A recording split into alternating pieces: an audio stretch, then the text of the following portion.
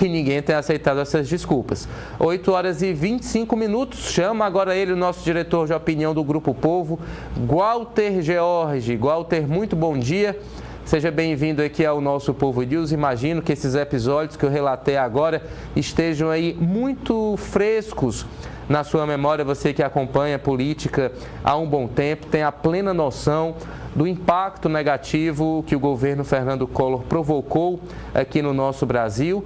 30 anos depois, temos então a prisão de Collor, não por esses fatos que eu acabei de relatar, mas por um outro esquema que, como eu disse, tem alguns paralelos, com essa atuação dele no passado, segundo as investigações, tráfico de influência, utilizando-se ali do seu poder para benefícios próprios dentro da BR Distribuidora. Qual a sua avaliação sobre essa prisão, o impacto histórico e político que ela tem aqui para o nosso Brasil, na sua opinião? Muito bom dia.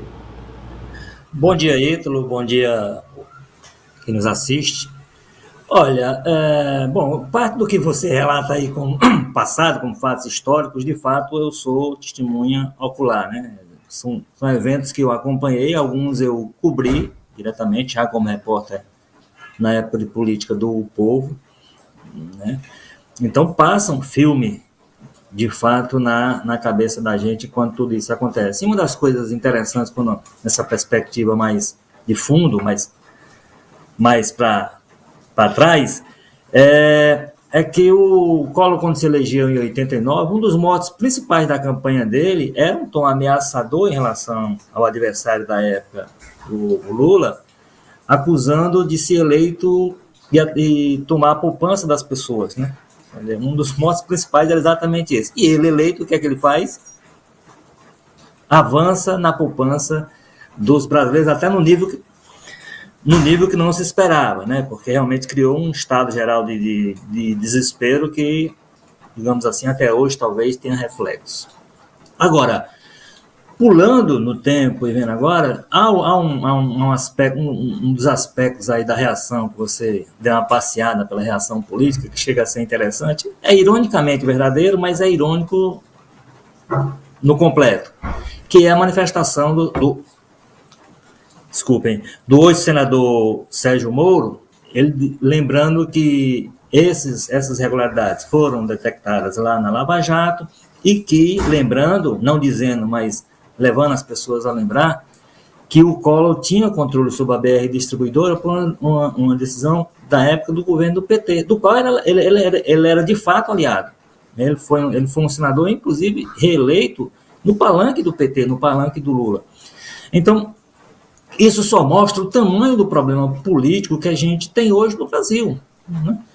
Quer dizer, você cria umas situações de determinadas alianças absolutamente incoerentes entre elas que acaba determinando esse tipo de coisa. Você, de fato, reparte o poder com gente que você não necessariamente... E isso, se vale para um governo do PT, certamente vale também para um governo de outro partido, de outra linha política, conservador, de direita, de esquerda, centro-esquerda. Todo mundo que foi eleito no Brasil vai ter que fazer determinadas alianças com gente que possivelmente não gostaria, porque gente que possivelmente gostaria de ver no palanque do adversário, mas as costuras políticas determinam esse tipo de situação. Então, isso cria uma situação, cria um quadro, que é um quadro de distorção política, como a gente viu, e fragiliza a política, fragiliza os partidos, portanto, fragiliza os governos e quem governa. Agora, de qualquer forma, a gente tem nessa questão aí, acaba se confundindo, como você diz, você vai buscar fatos lá de 89, de 90, de 91, para justificar uma coisa que é dos tempos atuais, mas isso mostra o quanto a política brasileira não se moveu, e enquanto ela não se mover, a gente vai viver repetidamente em cima desses escândalos de prisões. O que é importante, talvez, no caso, é a gente ver alguém poderoso, um ex-presidente da República, sendo levado à prisão, não se sabe por quanto tempo.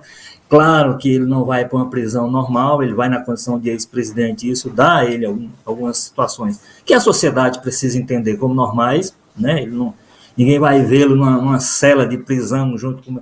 Claro que essa imagem, simbolicamente, ela é feita, mas ele vai em condições especiais que um ex-presidente justifica, no meu ponto de vista, mas é importante que a gente veja essas pessoas com esse nível de poder, com esse nível de influência, punidas, né?